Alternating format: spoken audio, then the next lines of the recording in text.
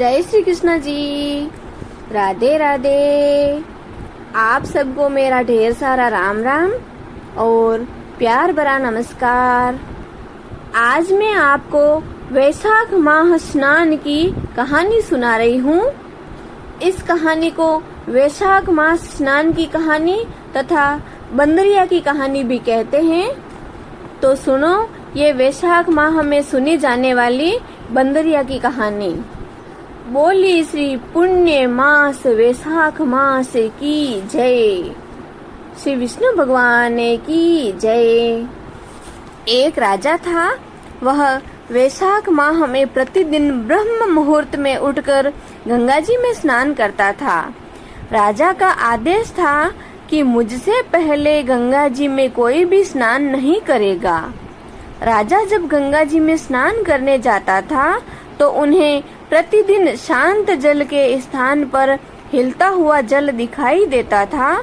तो राजा को संदेह होता था कि निश्चय ही मुझसे पहले कोई प्रतिदिन गंगा जी में स्नान करता है। अतः राजा ने नदी के तट पर पहरेदार बैठा दिए। गंगा जी के तट पर एक वृक्ष था। उस वृक्ष पर एक बंदरिया रहती थी। वह प्रतिदिन राजा के स्नान करने से पूर्व ही स्नान करके फिर वृक्ष पर चढ़कर बैठ जाती थी।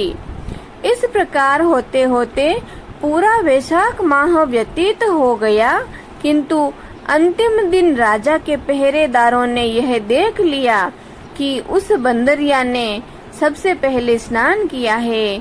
हमारे राजा जी से पहले यह बंदरिया स्नान कर लेती है। इसलिए उस बंदरिया को पकड़कर राजा जी के पास ले गए और कहा कि यह बंदरिया आपसे पहले प्रतिदिन गंगा जी में स्नान करती थी। उधर राजा की प्रतिज्ञा थी कि यदि कोई स्त्री मुझसे पूर्व स्नान करती होगी तो मैं उससे विवाह करूंगा। इसलिए राजा को मजबूरन बंदरी के साथ विवाह करना ही पड़ा। वैशाख स्नान के पुण्य से बंदरी गर्भवती हो गई। बंदरी के गर्भ ठहर गया। 9 माह पूर्ण होने पर बंदरी ने राजा जी से पूछा कि शिशु जन्म के समय मुझे क्या करना चाहिए। तब राजा जी ने महल में एक घंटी लगवा दी और बंदरी से कहा कि जब तुम्हें दर्द हो तो इसे बजा देना, मैं संपूर्ण प्रबंध करवा दूंगा। राजा की अन्य रानियों के कोई संतान नहीं थी, अतः बंदरी को गर्भ है यह समाचार जानकर सभी रानियां मन ही मन उस बंदरिया से ईर्ष्या करने लगी। सभी रानियां मिलकर उस बंदरिया की भावी संतान का नाश करने हेतु विभिन्न योजनाएं बनाने लगी। घंटी लगी हुई देखकर एक रानी ने बंदरिया से पूछा कि यहाँ पर यह घंटी क्यों लगाई है। बंदरिया ने संपूर्ण वृतांत बता दिया। रानी ने उसे बहकाया कि एक बार घंटी बजाकर तो देख कि तेरे राजा जी यहाँ आते हैं या नहीं। बंदरिया ने घंटी बजाई तो राजा दौड़े दौड़े महल में आए और घंटी बजाने का कारण पूछा। इस बंदरी ने उत्तर दिया कि मैंने तो रानियों के कहने पर घंटी बजाई थी। तब रानियों ने राजा जी से कहा कि यह तो पशु है, न जाने कितनी बार घंटी बजाएगी। इस तरह उन्होंने राजा जी से उल्टी सीधी बातें करके फिर से घंटी को हटवा दिया। कुछ दिनों बाद बंदरी के शिशु जन्म का समय आया तो उसने अन्य रानियों से पूछा कि मैं क्या करूं। तब रानियों ने कहा कि तुम अपनी आंखों पर पट्टी बांधकर सो जाओ। बंदरी के वैशाख माह के स्नान के पुण्य प्रताप से बहुत ही सुंदर पुत्र उत्पन्न हुआ। शिशु के जन्म होते ही उसके रोने से पूर्व ही रानियों ने छल कपट पूर्वक उस शिशु को टोकरी में रखकर दासी को दे दिया और आदेश दिया कि इसे नदी में बहाकर आ जाओ। और उस शिशु के स्थान पर एक पत्थर रख दिया। राजा को भी समाचार पहुंचा दिया कि बंदरी ने एक पत्थर को जन्म दिया है। राजा ने सुना तो उन्हें भी संतोष हुआ कि कोई बात नहीं, अगर रानियों के भी संतान नहीं है तो मैं इस बंदरिया से क्या उम्मीद करूं? यह तो पशु है, इसके क्या संतान होगी? हो सकता है इसने पत्थर को ही जन्म दिया होगा। उधर दासी ने उस सुंदर शिशु को नदी में बहाने की बिल्कुल भी नहीं सोची। उस दासी को दया आ गई कि इतना सुंदर शिशु है, मैं अपने हाथों से इसे नदी में कैसे बहा सकती हूँ। ऐसा सोचते सोचते दासी को एक चाक दिखाई दिया। उसने उस सुंदर से शिशु को चाक पर रख दिया। दूसरे दिन कुम्हार और कुम्हारिन चाक पर आए तो वहां पर एक सुंदर शिशु को रोते हुए देखा। संयोगवश उस कुम्हार और कुम्हारिन के भी कोई संतान नहीं थी, तो उन्होंने उस शिशु को अपने लिए भेजी गई भगवान की भेंट समझा और बड़े प्रेम से उसका पालन पोषण करने लगे। उस शिशु को बड़े लाड प्यार से रखने लगे। कुछ बड़ा होने पर उस बालक को यह पता चला कि वह रानी बंदरिया का पुत्र है, जिसको रानियों ने मरवाना चाहा था। एक दिन वह बालक कुम्हार के बनाए हुए मिट्टी के हाथी घोड़े जो खिलौने थे लेकर पनगढ़ पर जाकर बैठ गया और दासियों को देखकर कहने लगा, आओ रे मेरे मिट्टी के हाथी घोड़े, पानी पी लो। चे चे चे, आओ रे मेरे मिट्टी के हाथी घोड़े, पानी पियो। चे चे चे। जब दासियों ने यह बात सुनी तो वे उस कुम्हार के बालक पर जोर जोर से हंसने लगी और कहने लगी कि अरे मूर्ख, कभी मिट्टी के हाथी घोड़े भी पानी पीते हैं? तुमने कभी देखा है क्या? इस पर उस बालक ने बड़ी अच्छी बात कही कि कभी बंदरिया के भी पत्थर का जन्म होता है क्या? बंदरिया के कभी पत्थर पैदा होते हैं क्या? यह समाचार सुनकर दासी ने रानी से कहा और रानी ने राजा से कहकर कुम्हार को देश निकाला दिलवा दिया। कुम्हार वन में रहने लगा।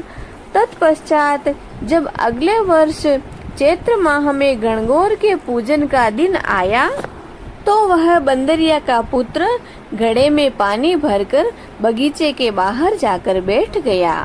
उधर राजा की और साहूकार की पुत्रियां गणगौर बनाने के लिए मिट्टी लेने के लिए आई तथा बगीचे में खेलने और झूला झूलने लगी। कुछ समय बाद उन्हें प्यास लगी, तब उन्होंने उस बंदरिया के पुत्र से जल पिलाने के लिए आग्रह किया। तो उस युवक ने उत्तर दिया कि मेरे चारों ओर घूमती जाओ, यानी कि फेरे लगाते जाओ, तब मैं तुम्हें जल पिलाऊंगा। इस पर पहले तो उन कन्याओं ने मना कर दिया कि हम ऐसा नहीं कर सकती। फिर बहुत अधिक प्यास लगने के कारण वे सब कन्याएं उस कुम्हार के लड़के की बात मान गई और उसके चारों ओर फेरे लगाने लगी। जैसे जैसे उन्होंने फेरे लगाए, कुम्हार के लड़के ने उन सबको पानी पिला दिया। फेरे देने के कारण सारी लड़कियां उस कुम्हार की पत्नियां बन गई, यानी कि उन सभी लड़कियों का उस कुम्हार के लड़के के साथ विवाह हो गया। फिर वो अपने घर आ गई। सभी लड़कियां अपने अपने घर चली गई। कुछ समय बीता, 4, 6 महीने, 12 महीने निकले। युवा लड़कियां थी, लेकिन किसी के भी कोई रिश्ता करने वाला नहीं आ रहा था, कोई देखने वाला नहीं आया, किसी के भी कोई सावा नहीं निकल रहा था। सभी लड़कियों के माता पिता कहने लगे कि ऐसा क्यों हुआ कि कोई देखने वाला भी नहीं आता और इनका सावा भी नहीं निकलता। सभी लड़कियों के माता पिता को चिंता हो रही थी। वहाँ पर एक बुढ़िया माई रहती थी। उनमें से एक लड़की की माँ ने उस बुढ़िया माई से कहा कि जहाँ पर ये लड़कियाँ बातें करने के लिए इकट्ठी होती है, वहाँ जाकर आप बैठ जाओ और ये क्या बातें करती हैं उनको सुनो और मुझे बता देना। बुढ़िया माई ने ऐसा ही किया। वह वहाँ जाकर बैठ गई। लड़कियाँ बोली, माँ जी, आप हमारी बातें सुनने के लिए आई हो क्या? तब बुढ़िया माई बोली, अरे नहीं बेटा, मुझे तो इतना सुनाई ही नहीं देता है, तुम क्या बातें करती हो। मैं तो एक तरफ बैठी रहूंगी, तुम तुम्हारा काम करो और मैं तो ऐसे ही बैठी हूँ। लड़कियां आपस में बातें करने लगी।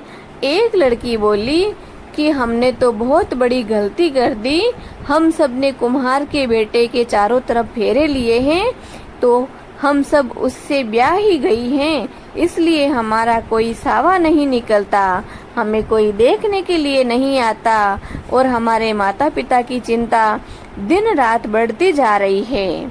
बुढ़िया ने इस तरह की सब बातें सुन ली और लड़कियों की माताओं को बता दिया। इस तरह की बातें लड़कियों के पिता तक पहुंची। उन लड़कियों के पिता कुम्हार के घर गए और बोले कि हमारी लड़कियां तेरे बेटे के साथ फेरे खा चुकी हैं, इसलिए उनकी कहीं शादी नहीं होती, उनकी शादी तेरे लड़के के साथ ही करनी पड़ेगी। कुम्हार बोला, मेरा बेटा इतनी सारी पत्नियों को कैसे संभालेगा? लड़के से पूछा तो लड़का बोला, पिताजी आप फिक्र मत करो, मैं सब संभाल लूंगा, इन सब का ब्याह मेरे साथ करवा दो। लड़कियों के पिता ने बहुत सारा धन दहेज सामग्री देकर सभी लड़कियों को उस कुम्हार के लड़के के साथ विदा कर दिया।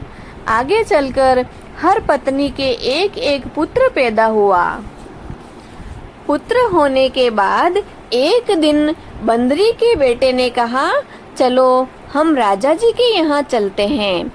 सब पत्नियों को तैयार करके और पत्नियों के बच्चों को तैयार करके राजा को समाचार करवाए कि हम सब आपसे मिलने के लिए आ रहे हैं। ऐसा सुनकर राजा जी ने भी हाँ कर दी और कुम्हार के बेटे के साथ सभी पत्नियां राजमहल पहुंच गए। कुम्हार के लड़के ने पहले ही सब पत्नियों को बता रखा था कि वहाँ पर एक बंदरिया बैठी हुई मिलेगी, उसके तुम सबको पैर लगना है, उसके पैर छूना है। सबने कुम्हार के कहे अनुसार किया। दूसरी रानियों से बोली भी नहीं और उनके पैर भी नहीं छुए। रानियों को बहुत अधिक क्रोध आया और कहने लगी कि कुम्हार के बेटे की अभी तक अकड़ गई नहीं है, उसको देश निकाला दे दिया तो भी उसमें लक्षण नहीं आए हैं। उसकी औरतें एक जानवर के पैर पड़ सकती है, एक बंदरिया के पांव छू सकती है और हम रानियों के पांव नहीं छुए, हमारे पैर नहीं लगी। कुम्हार के बेटे को राजा ने बुलाया और पूछा तो वो बोला कि देखो राजा जी, मैं इस बंदरिया का ही बेटा हूँ। मेरे जन्म लेते ही रानी के कहने से दासियों ने मुझे कुम्हार के चाक में छोड़ दिया था। कुम्हार वहाँ मिट्टी जमाने के लिए गया तो मैं उसे रोता हुआ मिला। वो मुझे अपने घर लेकर आया और अपने पुत्र की भांति मेरा लाड प्यार और पालन पोषण किया। यदि आपको झूठ लगे तो इन सब रानियों से आप पूछो। राजा जी को यह बात बिल्कुल सच महसूस हुई, एकदम जच गई थी। राजा ने सभी रानियों को बुलाया और वह बात पूछी। तब रानियों ने अपने सिर को नीचे कर लिया और पलकों को झुका लिया। राजा जी ने रानियों की इस हरकत को देखकर सभी को देश निकाला दे दिया और उन सबको राजमहल में रख लिया। जिन्होंने सच्ची सच्ची बात राजा जी को बताई थी, वो कुम्हार का लड़का नहीं, वो राजा जी और बंदरिया का बेटा था और सभी पत्नियां राज दरबार की रानियां थी और छोटे बच्चे थे, वो राज दरबार के राजकुमार थे। वे सभी लड़कियां वैशाख नहाती थी, इसलिए उनको बेटे मिले, पोते मिले और राजपाट मिला। और उस बंदरिया ने भी वैशाख स्नान किया तो उसको भी बहुत बड़ा राजपाट मिला। तब हमारे मारवाड़ में, हमारे राजस्थान में एक कहावत है कि बांदरी वैशाख नाई, एक पूत इठड़ो तर पोता पाई। बांदरी वैशाख नाई और एक पूत इठड़ो तर पोता पाई। हे पुण्य के मास वैशाख मास, हे भगवान श्री हरि, जिस तरह उस बंदरिया को वैशाख स्नान का पुण्य प्रदान किया, वैसे कहानी सुनने वाले, कहानी कहने वाले और इसकी हुंकार गाने वाले सभी को वैशाख स्नान का पुण्य प्रदान करना, सभी पर आए हुए कष्टों को दूर करना और अंत में सभी भक्तों को अपनी शरण में लेकर वैकुंठ में वास प्रदान करना। जय श्री कृष्ण जी। राधे राधे।